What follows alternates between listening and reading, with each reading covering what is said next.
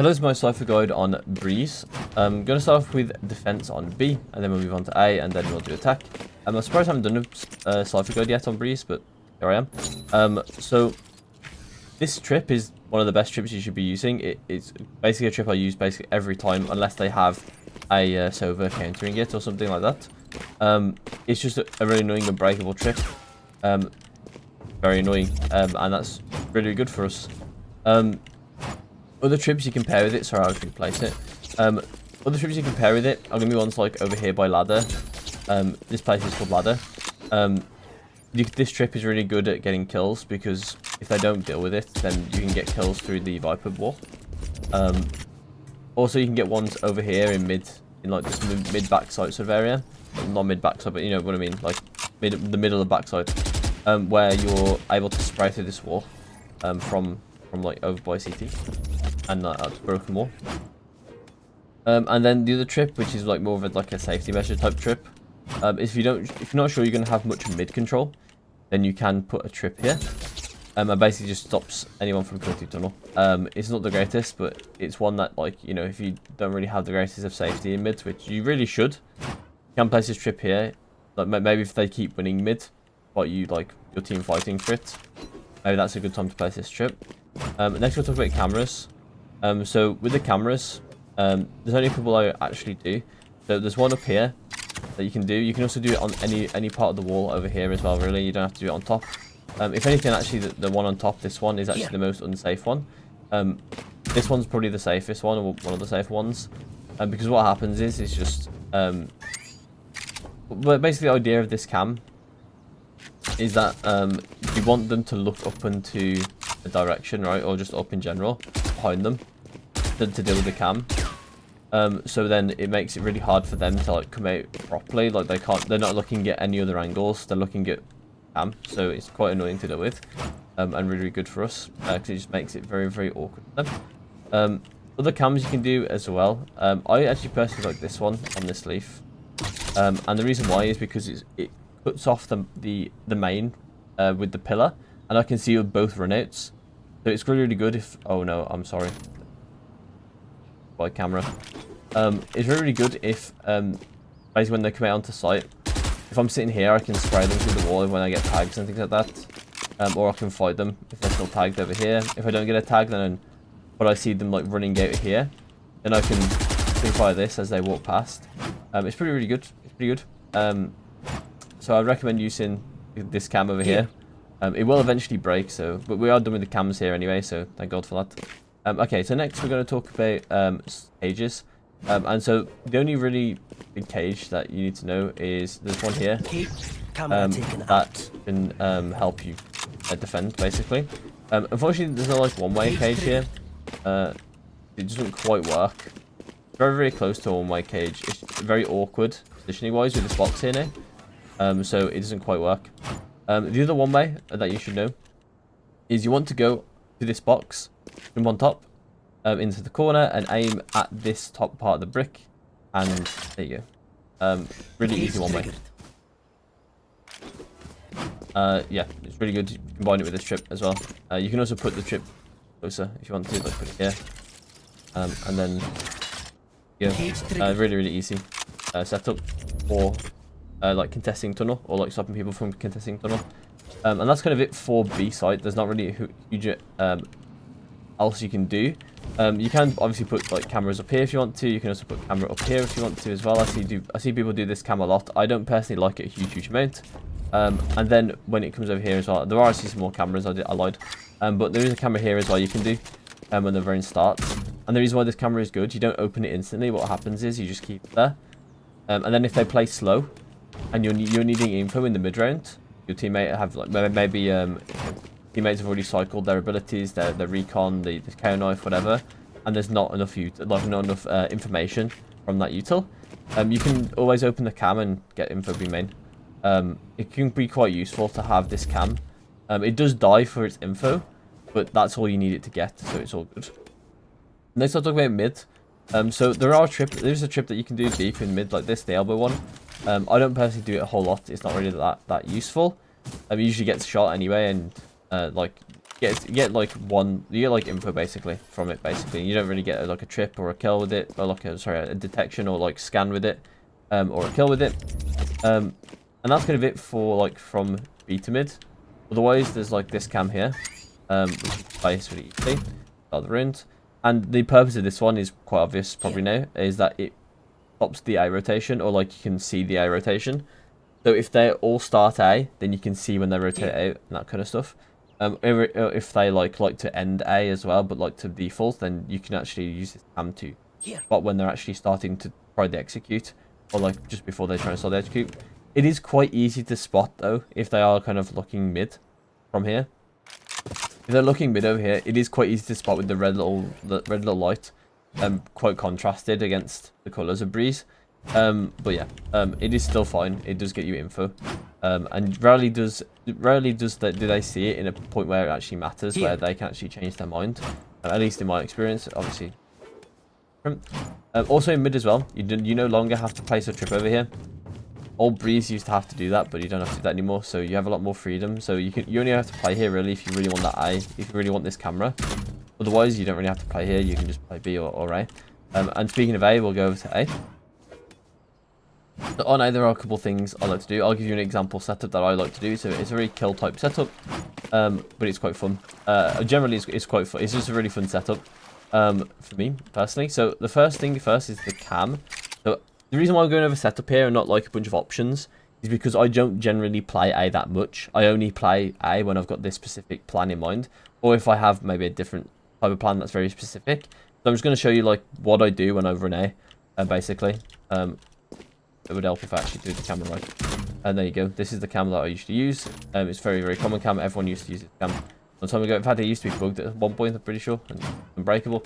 Or at least one very similar. And then we got the trips. So the trip is basically anywhere on this wall. I usually don't do it next to bricks. I usually just do it like this. Like this. There's no reason like not to do it like that. And the deeper it's in bricks, the better in some cases as well, because people are going to get more and more cut off guard the deeper and deeper they go this way when they get hit by a trip. The other trip is also this one. It's once again just anywhere on this wall. Obviously, deeper it goes, usually the better off you're going to be with it catching people off guard. Usually I just place it around the edge of like the grass patch there. And that's going to be it for the trips and the cam. And then we've got a cage, or two cages, sorry. So the first cage is a bit difficult. Well, it's not really that difficult. I place it pretty consistently. You can see there's like these patches of moss. There's this like bigger patch here. And what we want to do is we want to place our crosshair like on the right edge or the right corner of this patch, like this. And it places pretty consistently onto this. And then the other one is here, just when the barrier goes down, place it. Bear in mind as well, it's hard to place both of these in time if they are fast. So you want to be careful. Sometimes I usually skip this trip in favour of making sure I can get a cage down, and I just place this trip instead, which is also generally fine. There is a decent chance that people can jump over it, but generally like the second or third players will get hit by this instead, and the first player might just completely miss it. Especially if it's like a jet or like the duelist like missing it, because they usually are like not focused on hearing trips, and they will just completely miss it sometimes, and you'll get a kill, or like your teammate will get a kill spraying through the Viper wall over here. It's kind of how this trip goes. But yeah, basically this is how this sort of setup will look. And generally you can play sort of like this position. And what happens is when they contact out, basically you'll hear them run out. You can activate both trips, and then this is a one-way for bricks, and then you can use this trip to get kills. You can also, more important, like really importantly, you do not want to use this early, because when you peek, you do not want to be fighting main as well, right? You want to be fighting just people that have come out and people close to you. You don't want to be fighting these deep angles, because it's just going to make your life way harder when you peek out. Too many angles to deal with. So you want to make sure like you save it for when you go out, when you're actually fighting. And that's going to be it from my A setup. The trips, you can replace this trip as well, but generally I like it with the one way. It's just nice to have that trip, and it's a really easy kill trip from here.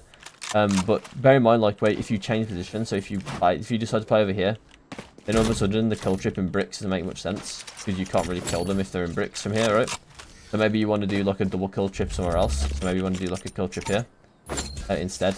So you can see all of this trip, right? So when the white ball goes up, you can get a kill trip here, and then you get your other kill trip in here.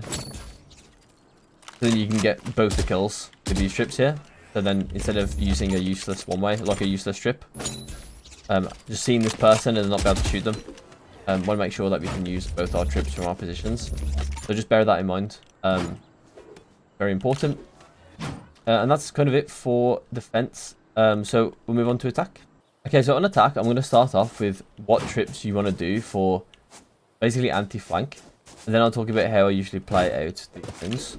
So the first one is anything basically over here. Usually it's this.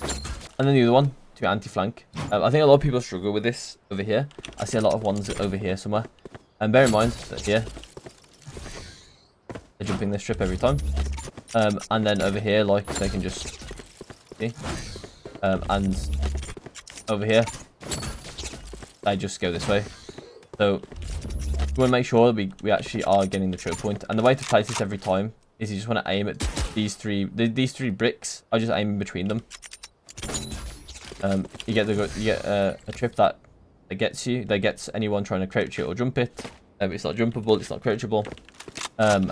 And it prevents anyone going through this choke point, which then doesn't mean you have to deal with these double choke points with the one trip.